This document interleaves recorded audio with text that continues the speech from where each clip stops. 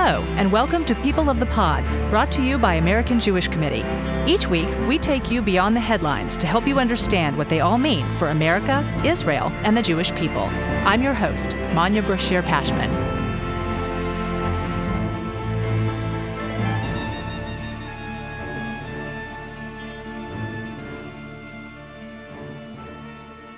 The landmark achievement of the first Trump administration was President Trump's ability to successfully broker peace treaties between Israel and the Arab countries of the United Arab Emirates, Bahrain, and Morocco. While much has changed since the September 2020 signing of the Abraham Accords, there are high hopes that a second Trump administration will once again focus on brokering Arab-Israeli peace. This week, my colleague Benjy Rogers, AJC's Director for Middle East and North Africa Initiatives, invited an expert from the first Trump administration to share his insights on what to expect.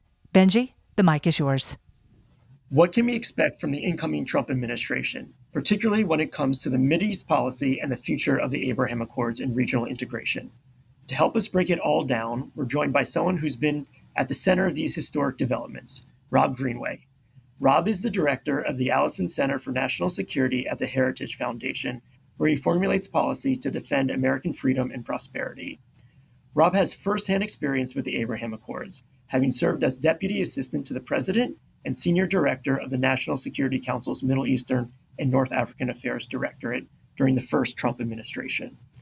Rob has more than 30 years in public service, including as President and Executive Director of the Abraham Accords Peace Institute, advocating for the expansion of the agreements he helped craft.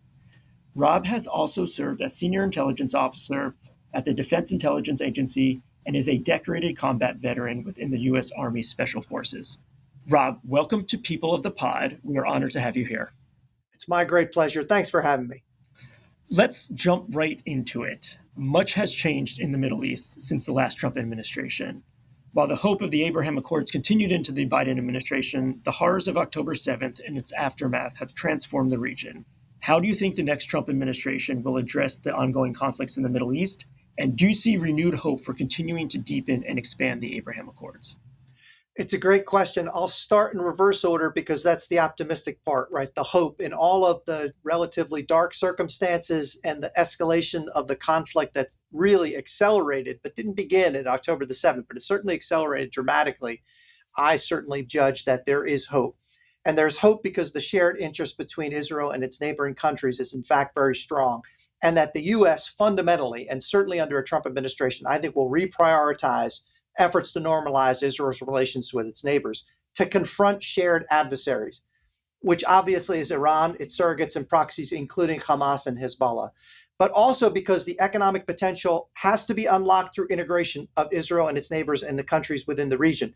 They all know this and they all recognize the intrinsic importance of it. So both for security purposes and for economic reasons, the normalization process will be resumed, certainly under a Trump administration as a matter of policy. It is in many ways the solution to the problems we're seeing in the region right now. Say a little bit more about that, Rob, if you would. What particular solutions do you think can come as a result of expansion of Abraham Accords, regional integration? Sure. On the one hand, the practical side of it is Israel's defense is better done working with and through with other partners, not just the United States, but its neighbors. So the extent to which cooperation can be expanded, they can jointly meet the threat from Iran and will in fact have to do so. Iran, unfortunately, has been fed too long by appeasement the last 4 years. It's flush with cash. It's at nuclear threshold.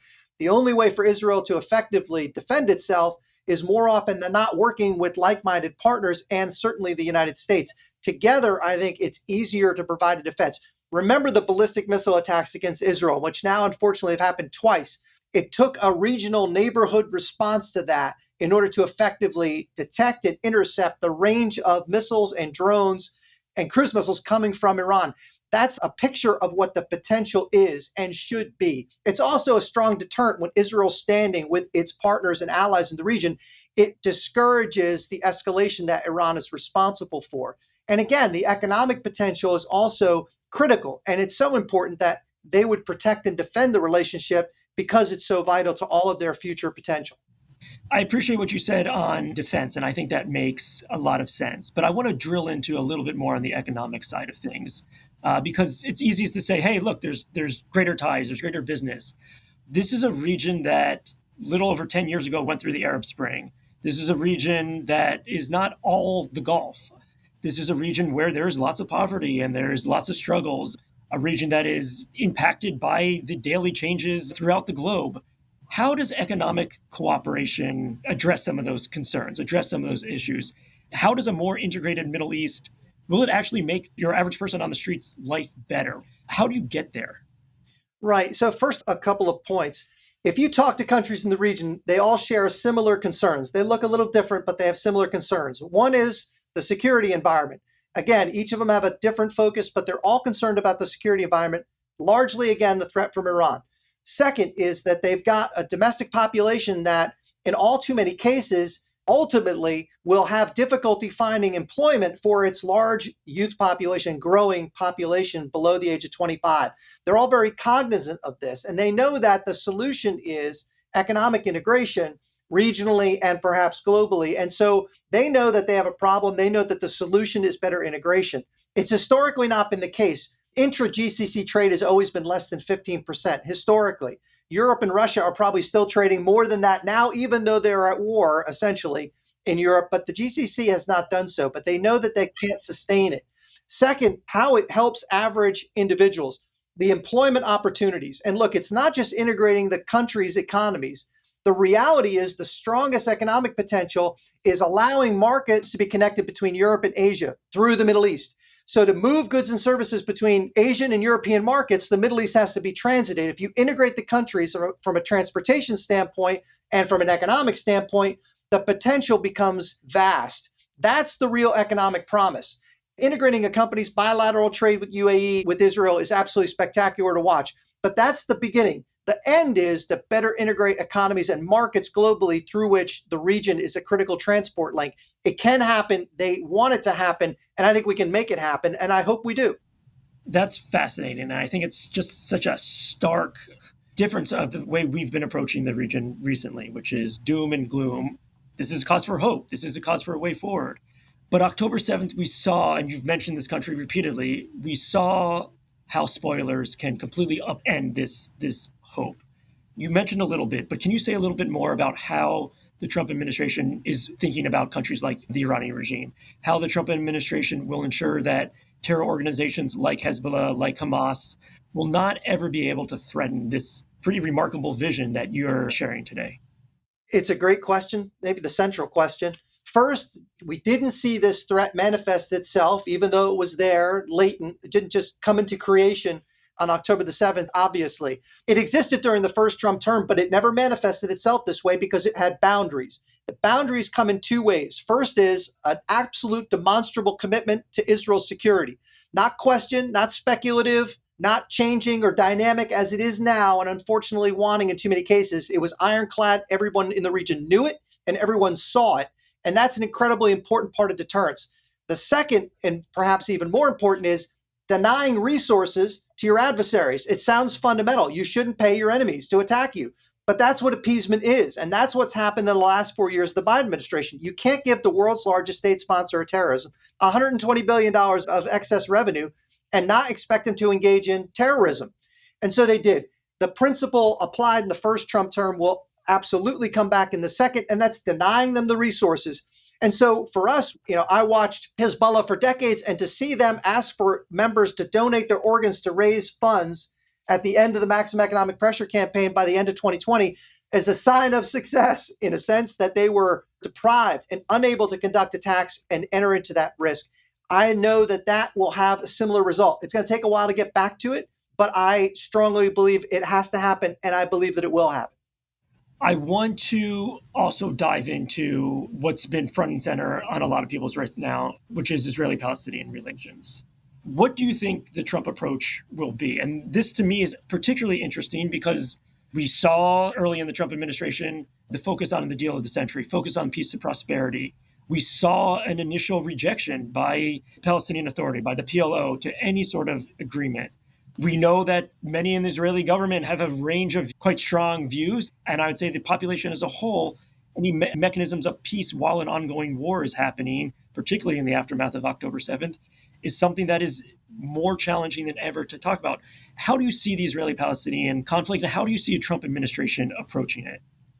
I believe I've read somewhere, I'm sure you did too, there's nothing new under the sun.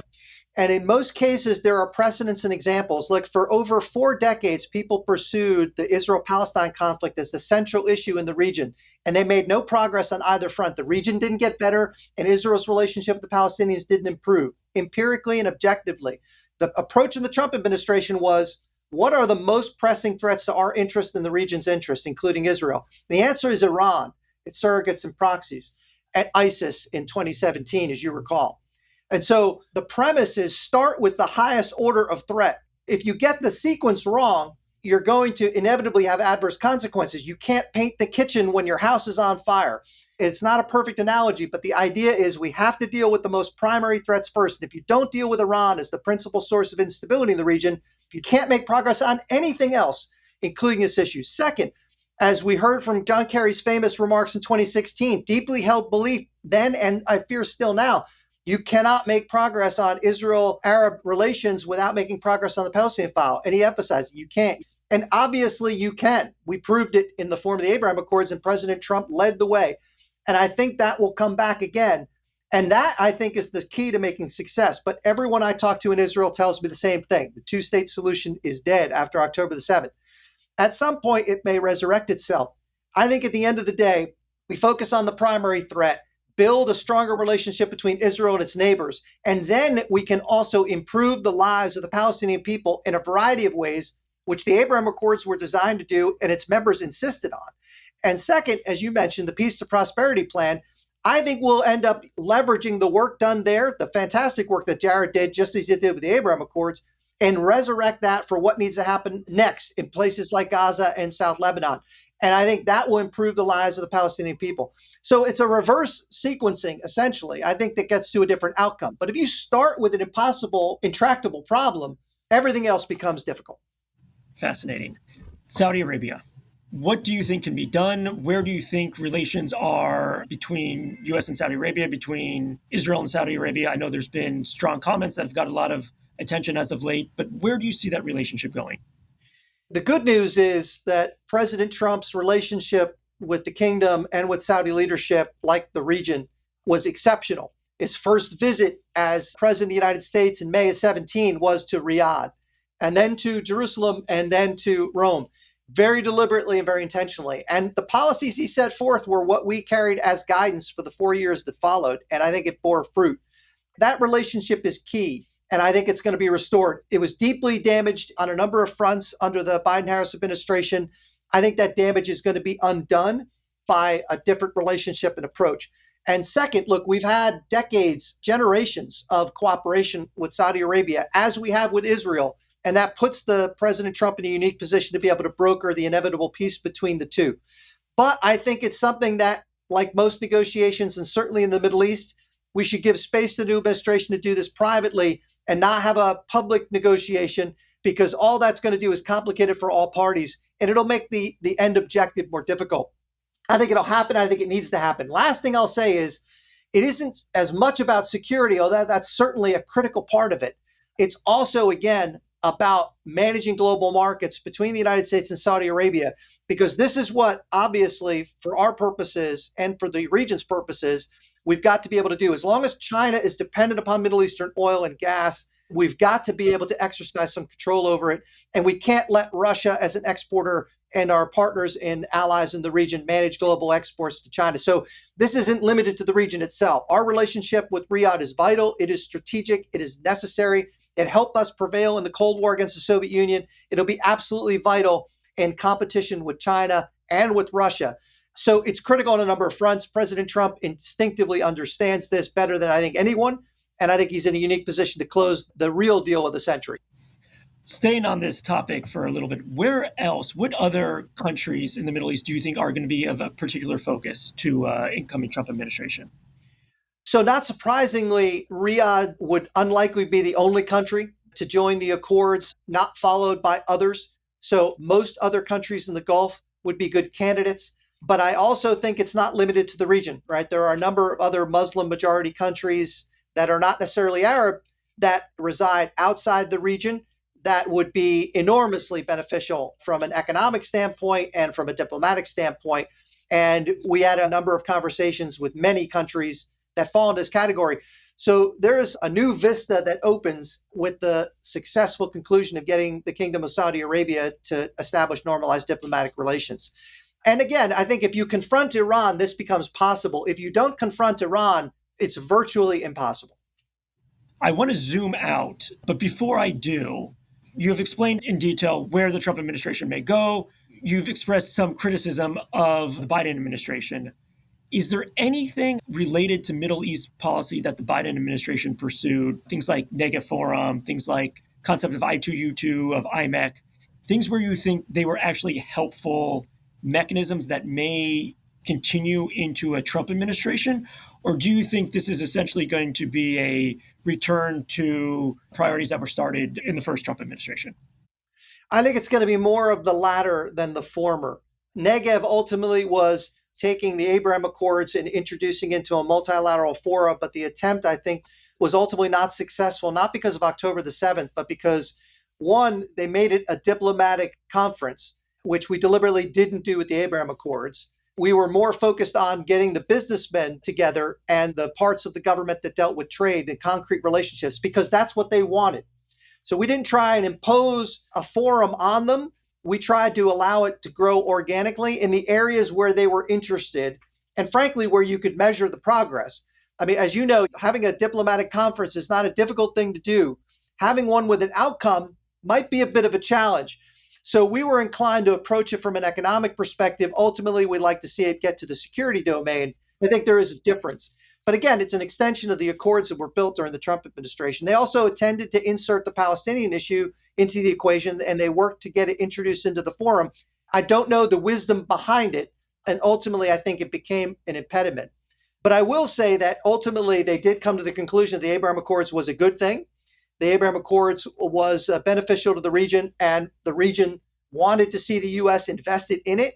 Unfortunately, I think it came too late, and it was overshadowed by the intrinsic policy contradiction of feeding Iran and attempting to deal with the consequences of it. So you can't feed the greatest threat to instability in the region and attempt to work together towards normalization at the same time. The two objectives are in complete opposition to one another.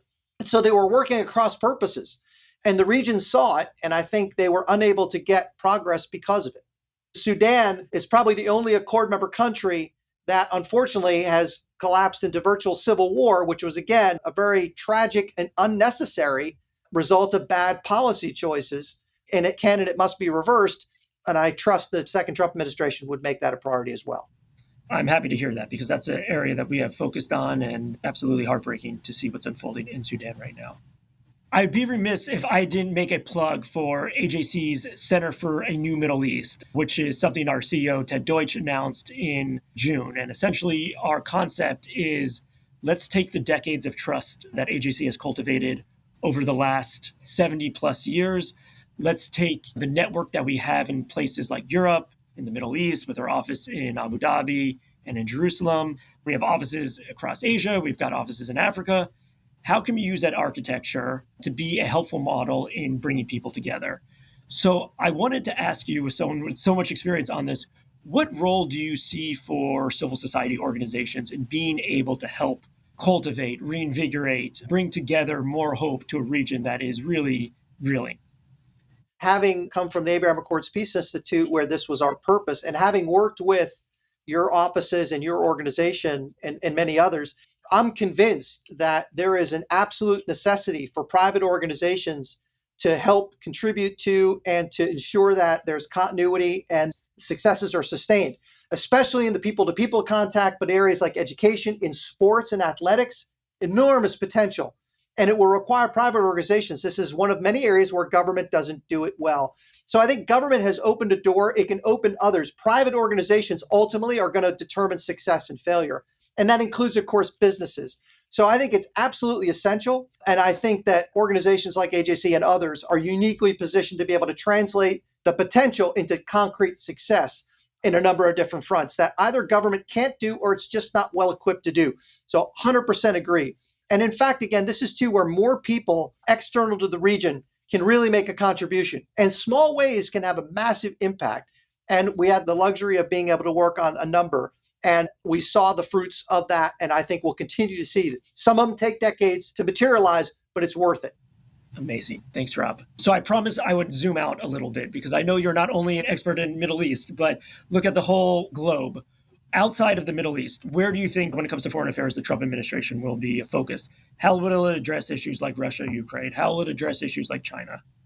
Yeah, so if you just consider the staggering array of security challenges that the new Trump administration is going to inherit and confront, it can be overwhelming for two reasons. First, because it's happening on virtually every continent, right? In every cardinal direction you look, there's not just a crisis, but in many cases, a conflict that is unprecedented or hasn't been seen at this level in a generation. First land war in Europe since the Second World War, a Middle East that hasn't been this unstable since, I think, at least 1979, perhaps earlier. These are generational challenges. And I could add to that, of course, China in both the first, second island chains and the potential threat against Taiwan. Massive challenges to the international order and the U.S. vital national security interests. Number two, they're not just connected in a temporal space. Yes, unfortunately, Russia, China, Iran, North Korea are working together in unprecedented ways. The provision of ballistic missiles and drones from Iran, nuclear technology going in the other direction, all horrible. But the fact that they are connected in ways that are impossible to segregate. So you can't solve one problem while you're waiting to solve the other two, because the solution to each is integrated to the problem in the other. And energy, as I mentioned already, is just one of those ways, and perhaps one of the most important. So if you want to restore maximum economic pressure against Iran, and we have to, you're going to be taking them gradually off the international market without disrupting prices in everyone's economies, including ours. You've got to compensate for it. There are ways to do it, but Russia is an exporter too, and China is a consumer. So you think about the sequencing behind how to confront these challenges, and it is going to be absolutely one of the most complex I think any presidential administration has faced. And again, economic and security are integral. And I say that too because the Trump administration, thankfully, at the top, with the president himself and many of his trusted advisors and cabinet officials come from a business background, and they understand the economics because that's the world in which they grew up in, as well as the security domain. And I think they're uniquely configured to be able to solve this. And they have the experience of working in these regions. A daunting series of challenges. And I think all of us watching this progress need to give them, time and patience, because the scope of these challenges are massive. And I didn't mention the interior crisis at the border and the millions of illegal immigrants, tens of thousands of which are terrorists or known criminals. And that just adds to the complexity and also can't be addressed in isolation. So massive challenges, all of them connected, security and economic standpoint, and it's going to take time. But this team and the president, I think, are uniquely postured to be able to do it. Rob, I really want to thank you for everything today. Before we conclude, any final thoughts? So I'd like to end again on a positive note because it's easy to get distracted with the crises. The solution to these problems are what make them possible. Seeing the potential is what gives you the drive to resolve, to fix it. And it also makes it possible. So if there wasn't a good solution to these problems, they would persist. The reality is that integrating the Middle East and Israel and its neighbors and connecting global markets is key to solving these problems. It's also what's going to prevent it from happening again. If we can lean into it and do it successfully and follow through on what was started, we'll be able to see not only a cessation of these problems, we'll be able to see a real improvement in regional quality of life. And hopefully peace and prosperity will again dominate rather than conflict and chaos. All right, Rob, thank you so much for your time. We really appreciate it. My great pleasure. Thanks for having me. Thank you for listening. This episode is brought to you by AJC. Our producer is Atara Lakritz. Our sound engineer is TK Broderick. You can subscribe to People of the Pod on Apple Podcasts, Spotify, or Google Podcasts, or learn more at ajc.org/peopleofthepod. The views and opinions of our guests don't necessarily reflect the positions of AJC. We'd love to hear your views and opinions or your questions. You can reach us at peopleofthepod@ajc.org. If you've enjoyed this episode, please be sure to tell your friends, tag us on social media with #PeopleOfThePod, and hop on to Apple Podcasts to rate us and write a review to help more listeners find us. Tune in next week for another episode of People of the Pod.